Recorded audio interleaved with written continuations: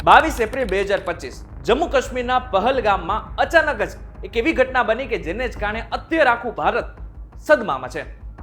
Mini Switzerland ગણતા બેસરણ વેલીમાં અચાનક જ આતંકવાદીઓ આવ્યા અને 26 થી 28 ભારતીયોને મોતને ઘાટ ઉતારી નાખ્યા. ત્યારે આજના આ ખાસ વિડીયોમાં આપણે જાણીશું કે આ ઘટના કઈ રીતે બની હતી, આની પાછળ કોણ જવાબદાર છે, અત્યારે શું થઈ રહ્યું છે અને આગળના સમયમાં શું થવાનું છે. એટલા માટે થઈને આજનો આ વિડીયો પૂરો જોઈને જજો.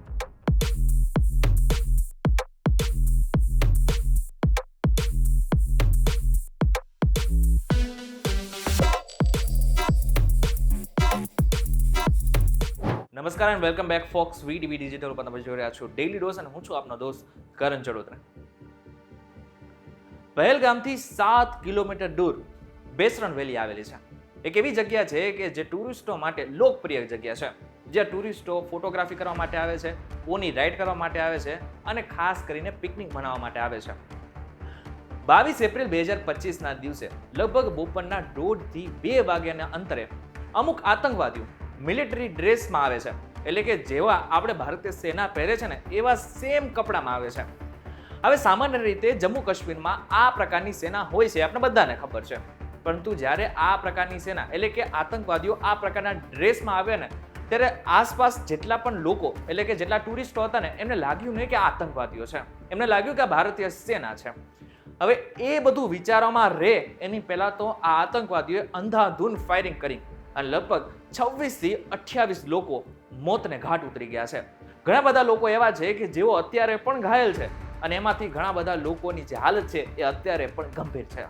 જે લોકોએ આ ઘટનાને સામે રહીને જોઈ છે ને એ લોકોના જણાવ્યા અનુસાર આતંકવાદીઓએ પ્રવાસીઓની ઓળખ પૂછી હિન્દુઓને ટાર્ગેટ કર્યા અને નજીકથી ગોળીબાર શરૂ કર્યો. એક મહિલા સર્વાઈવરે એવું કહેલું છે કે મારા પતિને એટલા માટે ગોળી મારી કારણ કે મારો પતિ હિન્દુ ધર્મનો હતો. આ હુમલામાં 26 થી 28 લોકોના મોત થયા છે, જેમાં 24 ભારતીય પ્રવાસી, 2 સ્થાનિક નાગરિકો અને જેમાં 2 વિદેશી નાગરિકો જે નેપાળ અને UAE થી આવ્યા હતા. અને તમને જણાવી દઉં કે આખો પ્લાન રેકી કરીને કરાયેલો હતો, કારણ કે આ ઘટના એવી જગ્યાએ બનેલી છે કે જ્યાં વાહનો પહોંચી જ નથી શકતા, જ્યાં માત્ર ઘોડે સવારી ચાલે છે. એટલે કે તમારે એક જગ્યાએથી બીજી જગ્યાએ જવું હોય ને તો માત્ર તમે ઘોડે સવારી કરી શકો, ત્યાં સુધી પહોંચવા માટે તમારી પાસે કોઈ જ વ્હીકલ નથી હોતું. એટલા માટે થઈને આતંકવાદીઓને પણ ખબર હતી કે કઈ જગ્યા ઉપર હુમલો કરવાનો છે અને એને એ પણ ખબર હતી કે કઈ જગ્યા ઉપર માત્ર પ્રવાસીઓ આવે છે, મિલિટરીના લોકો એટલે કે આપણા સૈનિકો સામાન્ય રીતે નથી આવતા હોતા. એટલા માટે થઈને એમને રેકી કરીને આખો હુમલાની પ્લાનિંગ કરી હતી અને પછી હુમલો કર્યો હતો.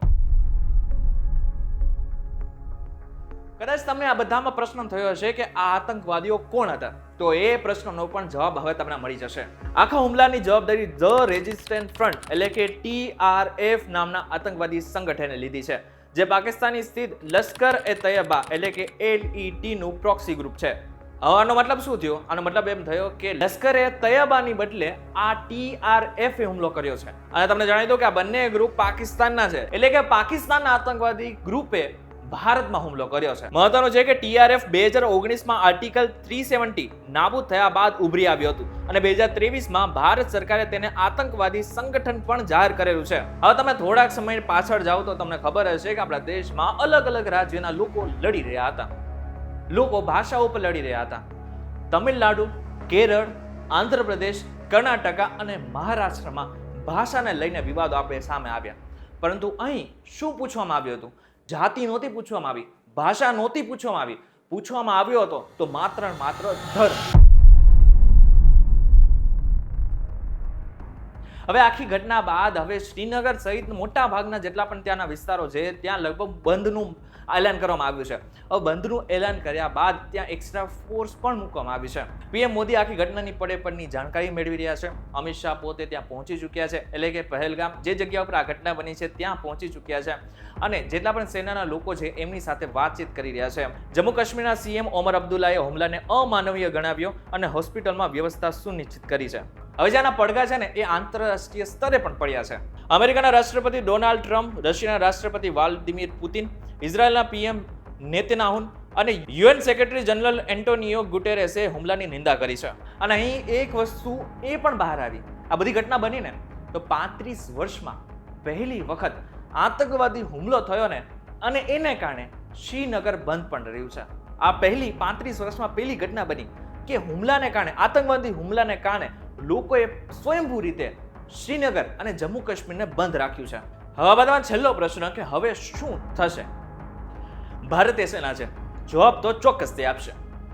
પીએમ મોદીએ લગભગ આની થોડાક સમય પહેલા, એટલે કે થોડા વર્ષો પહેલા એક એવું નિવેદન આપ્યું હતું કે જે આપણા કદાચ તમારા બધાના મનમાં હશે. એમણે કહ્યું હતું કે અમે સૈન્યને પૂરેપૂરી છૂટ આપી છે કે આતંકવાદીઓને ઘરમાં ઘૂસીને મારવા પડ્યા તો મારજો. અને કદાચ આ વખતે પણ એવું જ થશે. બની શકે કે આગળના સમયમાં આપણી સામે એવા સમાચાર આવે કે આતંકવાદીઓ પોતે મોતના ઘાટ ઉતરી ચૂક્યા છે. આતંકવાદીઓ ટુરિઝમ ઉપર ખાસ કરીને ભાર મૂક્યો છે. અને જ્યારે આતંકવાદીઓએ સ્વીકાર્યું, એટલે કે TRF ના આતંકવાદીઓએ સ્વીકાર્યું કે અમે આ હિંસા કરેલી છે, આ આતંકવાદી કૃત્ય અમે કરેલું છે, ત્યારે એની સાથે સાથે એમને હજુ પણ કંઈક કહેલું છે. એમને કહેલું છે કે અમે આ હુમલો એટલા માટે કરેલો છે કારણ કે જમ્મુ કાશ્મીરમાં બહારથી લોકો આવી રહ્યા છે, ટુરિઝમ વધી રહ્યું છે અને એને જ કારણે અમે આ હુમલો કરેલો છે. ઇન શોર્ટ 26 થી 28 ભારતીયોના મોત થઈ ચૂક્યા છે અને હવે ત્યાં પેટ્રોલિંગ ચાલુ થઈ ગઈ છે અને એની સાથે સાથે સર્ચ ઓપરેશન પણ શરૂ કરવામાં આવ્યું છે. જમ્મુ કાશ્મીરમાં જે ઘટના બની એના પડઘા ભારત સહિત મોટા ભાગના દેશોમાં પડ્યા છે. આગળના સમયમાં આ ઘટનાનું હજુ પણ કંઈક નવા અપડેટ આવતા રહેશે. અપડેટ અમે તમારા સુધી પહોંચાડતા રહેશું, પરંતુ હજુ છેલ્લે અમારે એટલું જ માત્ર કહેવું છે કે હવે ભાષા અને જાતિ છોડો. ભાષા અને જાતિ ઉપર જે વિવાદ થઈ રહ્યા છે એને અલગ રાખો. માત્ર આપણો ધર્મ, એટલે કે માનવ ધર્મ શું છે એને યાદ રાખો. નહીં તો આવા હુમલાઓ હજુ પણ આગળના સમયમાં થતા રહેશે ને આપણે કંઈ જ નહીં કરી શકો. અંગ્રેજોએ જે આપણને બનાવીને મૂકેલા હતા એમાંથી આપણને બહાર કાઢવા પડશે. અંગ્રેજોએ આપણને જાતિમાં ભૂલા પાડ્યા. અંગ્રેજોએ નક્કી કર્યું હતું કે આ લોકો, એટલે કે હિન્દુ, મુસ્લિમ, શીખ, ઈસાઈને જો અલગ કરવા હોય ને તો એમને માત્ર એક વસ્તુ શીખવાડવી પડશે, એ છે જાતિ અને ધર્મથી અલગ કરવા પડશે. એમને શીખવાડવું પડશે કે તમારી જાતિ ઊંચી છે, તમારો ધર્મ ઊંચો છે, અને જો એવું નહીં શીખવાડવામાં આવે તો આપણે, એટલે કે અંગ્રેજો હારી જશે. એટલા માટે થઈને અંગ્રેજોએ પોતે જીતવા માટે અને રાજ કરવા માટે જાતિ અને ધર્મથી બધા જ લોકોને અલગ પાડી દીધા અને ત્યારથી ને અત્યાર સુધી આ જ થઈ ગયું છે. હવે આપણે નહીં સુધર્યા તો આગળના સમયમાં શું થશે એનું તમે અત્યારે ટ્રેલર જોઈ લીધું હશે. સુધારવાનું આપણે છે, સરકારને પણ કરવાનું છે, પરંતુ શરૂઆત આપણાથી કરીએ. વિડીયો પસંદ આવે તો વિડીયો લાઈક અને શેર જરૂરથી કરજો. તો આવા જ ઇન્ફોર્મેટિવ વિડીયોઝ માટે VTV ડિજિટલ સાથે જોડાયેલા રહેજો.